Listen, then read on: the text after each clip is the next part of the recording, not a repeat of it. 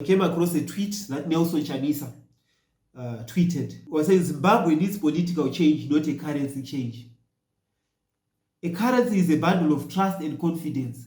A currency is not a currency without confidence and value. Hello guys, this is Lloyd Muffs, and today we want to react to the announcement of the new currency for Zimbabwe, the ZiG. As soon as it was announced, the atmosphere in the street, people are not happy because they do not have confidence in the new currency. They're saying, what is the difference between this and all other currencies that were coming before it? So we just want to go just a little bit deeper so that we can realize what really is happening. What's the difference? What's the impact? The new Reserve Bank Governor John Mushayavanhu announced the new currency for Zimbabwe, and he termed the ZiG. And he says this ZiG is backed by the gold. And before that, they had gone with the president to check how much the gold Zimbabwe has in the reserves, in the Reserve Bank of Zimbabwe. And he was saying it was about 1.5 tons of gold. So they are backing this new currency on that gold which they have in the Reserve Bank. So what does that mean to a person like me in the street, to a normal person like me? Basically, it means nothing. My first reaction when I heard this news, I said, thank God.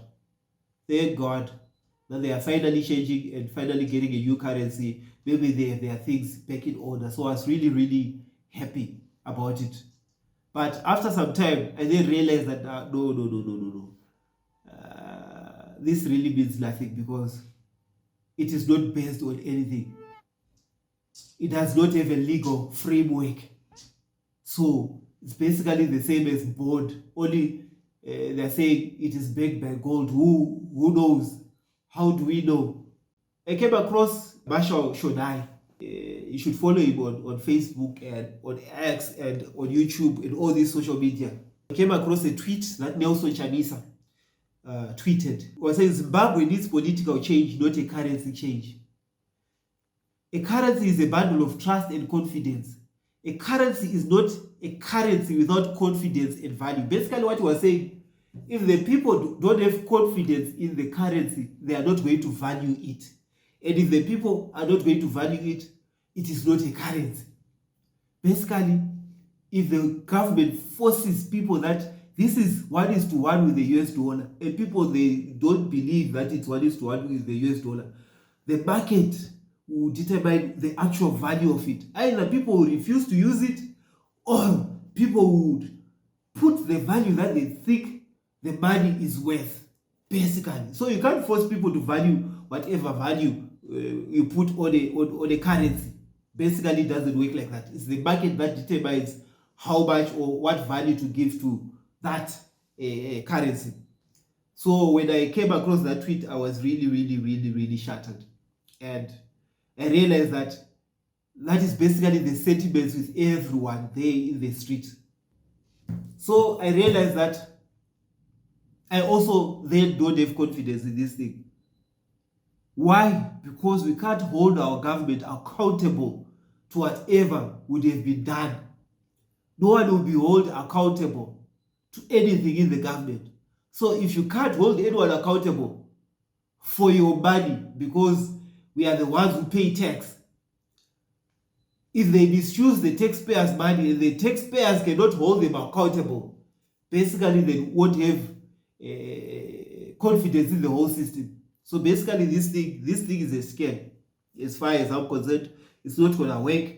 They are going to try. It's not going to work because people don't have confidence in it.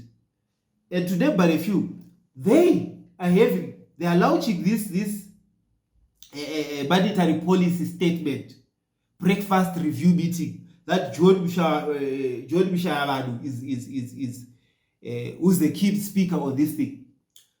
And they're saying it will cost $100.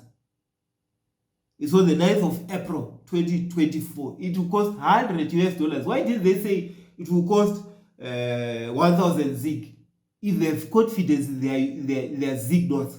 And this is an official thing. They don't have confidence. So why should we have confidence in their money? That's why some of the supermarkets have already refused remove the RTGS and only put the US dollars there on the like things like cooking oil and the basic commodities. Why don't they also put zinc? So guys, guys, and it's very unfortunate that there's nothing we can do. And this gold-backed currency doesn't work. You know why it doesn't work? We are not the first people to try this thing. Britain tried it in 1931 and it didn't work. They don't use it anymore because it doesn't work. What it does is, for a short term, yes, the currency will stabilize. But in the long term, people will suffer because the market is the one which is supposed to determine how much what everything is worth.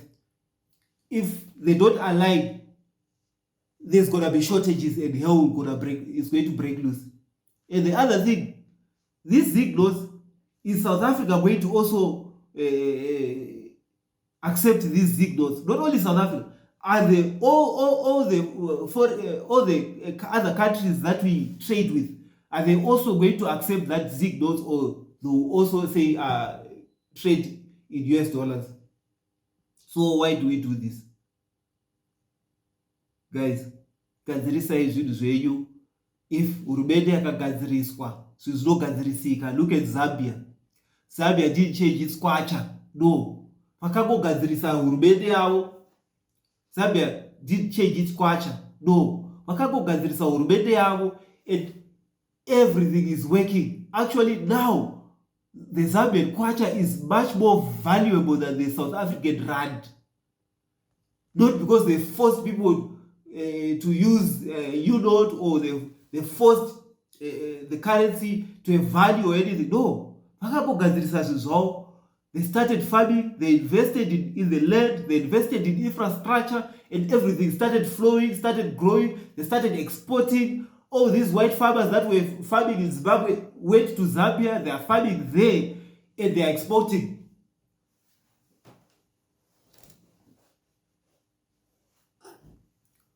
All these farmers that were farming in Zimbabwe went to Zambia, and they are farming there, and they are exporting. Because of all those exports, the kwacha is now holding its value, is now valuable because of the minerals and the agriculture sector and every mining sector.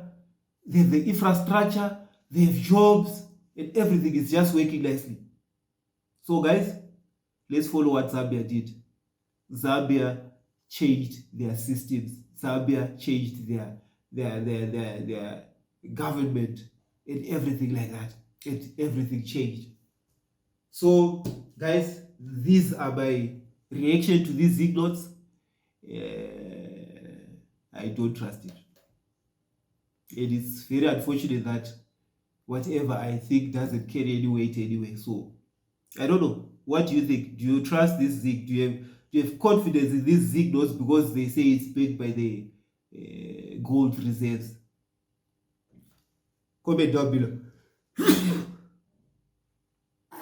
Do you trust these zinc notes because they say they are backed by the gold reserves? Comment down below and let me know what you think, guys. Like and subscribe. This is the Daily Grind, and that's what we do. Grinding every day.